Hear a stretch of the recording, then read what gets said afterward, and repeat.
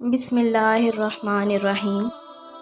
हज़रत मोहम्मद सल्लल्लाहु अलैहि वआलिहि वसल्लम की बेटी बीबी फ़ातिमा रज़ी अल्लाह अन्हा से मरवी है कि मैं आप सल्लल्लाहु अलैहि वआलिहि वसल्लम के पास बैठी हुई थी कि किसी ने दरवाज़ा खटखटाया और सलाम करने के बाद अंदर आने की इजाज़त तलब की। तो मैंने कहा, खुदा तुम्हें जज़ाए पुरसी की खैर से नवाजे। मेरे बाबा मुस्तफ़ा मोहम्मद सल्लल्लाहु अलैहि वसल्लम बहुत बीमार हैं, इन्हें आराम करने दें। दरवाज़े पर दस्तक देने वाले ने फिर से दरवाज़ा खटखटाया कि मुझे अंदर आने की इजाज़त दें। इस दौरान हज़रत मोहम्मद मुस्तफ़ा सल्लल्लाहु अलैहि वसल्लम को थोड़ा होश आया तो आप बीबी फ़ातिमा से फरमाने लगे, बेटी तुम्हें पता है कि तुम किस से बातें कर रही हो? बीबी फ़ातिमा ने फरमाया, नहीं बाबा जान। तो आप सल्लल्लाहु अलैहि वसल्लम ने फरमाया, बेटी दरवाज़े पर वो है जिसने आज तक किसी से इजाज़त तलब ना की, वो हज़रत इज़राइल अलैहिस्सलाम हैं। इन्हें अंदर आने की इजाज़त दें। तो हज़रत इज़राइल अलैहिस्सलाम अंदर आए तो उन्होंने नबी करीम सल्लल्लाहु अलैहि वसल्लम को सलाम पेश किया और कहा, मुझे अल्लाह ताला ने भेजा है कि आपकी इजाज़त से आपकी रूह कब्ज़ करूं। और फरमाया, मैंने आज तक रूह कब्ज़ करने के लिए किसी की इजाज़त ना ली। ये पहली और आखिरी दफ़ा हो रहा है कि आपकी इजाज़त मांग रहा हूँ। मलकुल मौत ने कहा, या रसूल अल्लाह सल्लल्लाहु अलैहि वसल्लम, तमाम फ़रिश्ते और पैगंबर आसमान पर आपके इस्तकबाल की तैयारी कर रहे हैं।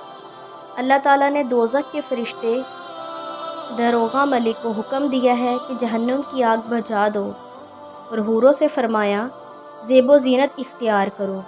और फ़रिश्तों को आपके इस्तकबाल के लिए खड़ा किया और मुझे हुक्म दिया कि आपको बशारत दूँ कि तमाम अम्बिया और उनकी उम्मतों पर जन्नत उस वक़्त तक हराम है जब तक आप और आपकी उम्मत जन्नत में दाखिल ना हो जाएं। और रोज़े क़यामत अल्लाह ताला आप पर और आपकी उम्मत पर इस कदर मग़फ़िरत और बख्शिश की इनायत फ़रमाएगा कि आप राज़ी हो जाएंगे। आपने फरमाया, ए अल्लाह के फ़रिश्ते, तुम जिस काम से आए हो अपना काम पूरा करो, मैं अल्लाह के पास जाना पसंद करूँगा। फ़रिश्ते ने फरमाया, अल्लाह का हुक्म है, जब रसूलुल्लाह सल्लल्लाहु अलैहि वसल्लम की मर्ज़ी हो तब रूह मुबारक कब्ज़ करना। हजूर नबी करीम सल्लल्लाहु अलैहि वसल्लम ने रूह कब्ज़ करने की इजाज़त फ़रमाई। फ़रिश्ते ने जब रूह कब्ज़ करनी शुरू की तो इस तकलीफ़ से आपकी पेशानी मुबारक पर पसीना आया। तो फरमाया, ए अल्लाह, मौत की तकलीफ़ बहुत सख्त है। आप पास रखे पानी के प्याले में हाथ डालते और बार बार चेहरा मुबारक पर फेरते। जब बीबी फ़ातिमा ज़हरा ने देखा तो फरमाया, हजूर के आज ज़्यादा तकलीफ़ है? आपने फरमाया, बस ये आखिरी तकलीफ़ है, मेरे जाने के बाद इन्ना लिल्लाहि व इन्ना इलैहि राजिऊन पढ़ना। और फरमाया, ए लोगों, नमाज की हिफाजत करना और रब्बी हबली उम्मती, ये कहते जान सीने तक सिमट आई, मगर आप उम्मत की मोहब्बत में गमगीन रहे।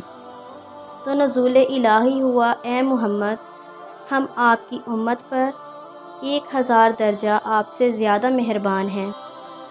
ये सुनकर आप सल्लल्लाहु अलैहि वसल्लम खुश हुए और आपकी रूह परवाज़ कर गई और आपकी पेशानी मुबारक से मुअत्तर खुशबू उठने लगी। तलुए आफ्ताब के वक्त जब सहाबा कराम को ख़बर हुई तो बेकरार हो गए। हज़रत अब्दुल बिन अंस रज़ी अल्लाह अन्हा सदमे से इंतकाल कर गए। कई सहाबा दीवाने हो गए। फिर आप सल्लल्लाहु अलैहि वसल्लम को गुस्ल देने का मामला पेश आया कि क्या आपको आम आदमी की तरह गुस्ल दिया जाए या कपड़ों में दिया जाए। तो तमाम सहाबा खामोश बैठ गए कि कानों में आवाज़ आई कि आप सल्लल्लाहु अलैहि वसल्लम को उनके पैराहन में ही गुस्ल दिया जाए। हज़रत अली रज़ी अल्लाह अन्हा फरमाते हैं कि मुझे नबी करीम सल्लल्लाहु अलैहि वसल्लम ने वसीयत फ़रमाई, मेरे गुस्ल का इंतज़ाम तुम ही करना, क्योंकि मेरे सतर पर तुम्हारे सिवा जिस किसी की भी निगाह पड़ेगी वो नाबीना हो जाएगा। جب حضرت علی رضی اللہ عنہ نے آپ کی پاکیزگی دیکھی کہ آپ کے مبارک جسم پر کسی قسم کی کوئی میل نہ تھی تو فرمایا، آپ پر میرے ماں باپ قربان، آپ کس قدر مبارک اور معطر ہیں۔ نبی کریم صلی اللہ علیہ وآلہ وسلم کی تدفین کے وقت اتنا اندھیرا چھایا کہ صحابہ کرام ایک دوسرے کو دیکھ نہ پاتے۔